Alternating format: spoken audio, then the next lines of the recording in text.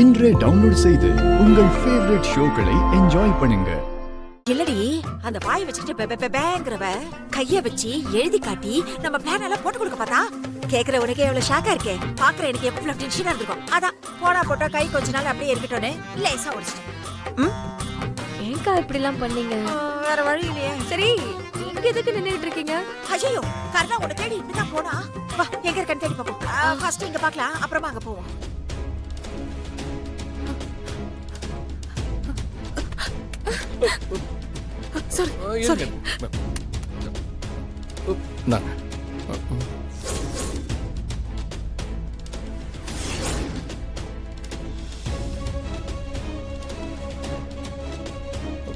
இது கதிர் தானே?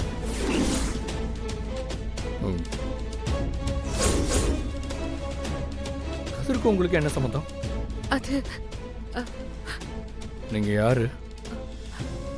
எதுக்கு இந்த போட்டோவை நீங்க வால்பேப்பர்ல வச்சிருக்கீங்க?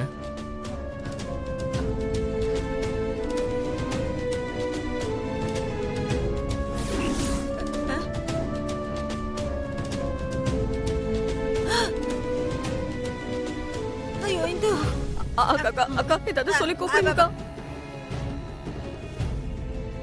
அக்கா ப்ளீஸ் கர்ணா சீக்கிரம் வாயா.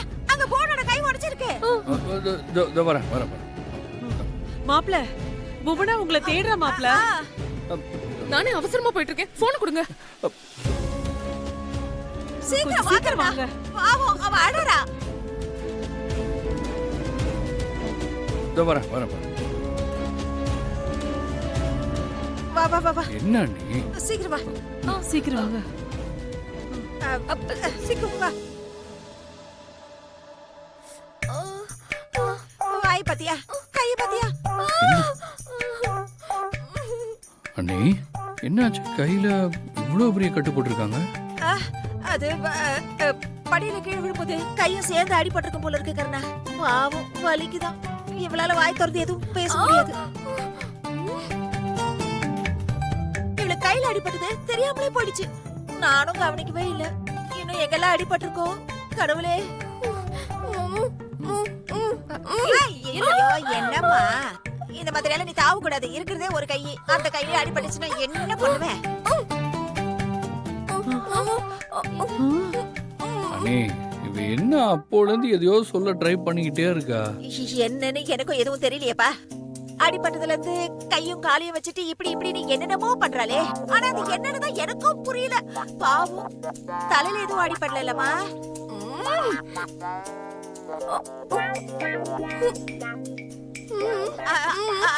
ஐயோ அண்ணே வந்ததுல இருந்து இவ ஏதோ சொல்ல ட்ரை பண்ணிக்கிட்டு இருக்கா. ஆனா எனக்கு ஒன்னும் புரிய மாட்டேங்குது. இதுக்காக தான் நான் வான்னு கூப்பிட்டீங்களா?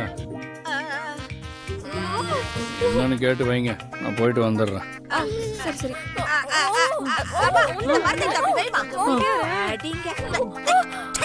என்னடி கண்ணு உருட்டி போட்டு கொடுக்க பாக்குறியா? நோண்டிடுவேன் பாத்துக்க. மூச்சு விடக்கூடாது. எங்க